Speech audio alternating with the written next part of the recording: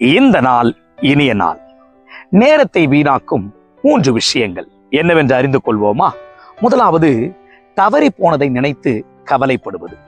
அது திரும்ப கிடைக்காது. அடுத்து, எப்போதும் பிறரோடு நம்மை ஒப்பிட்டு பார்ப்பது.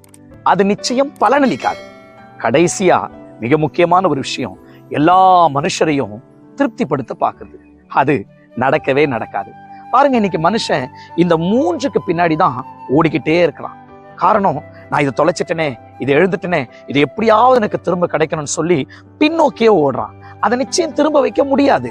அதற்கு பதிலா அதிலிருந்து கற்றுக்கொண்டதை பயன்படுத்தி முன்னோக்கி ஓட முடியும். அடுத்து ரொம்ப முக்கியமான விஷயம் என்ன சொன்னேன்? பிறரோட ஒப்பிட்டு பார்த்து கம்பேரிசன் தோத்து தாங்க போயிட்டு இருக்கோம். அது எந்த பணலும் இல்லை.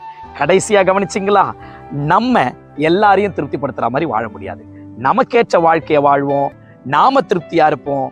இந்த நாள் மாத்திரமல்ல, எல்லா நாளும் இனிய நாளே.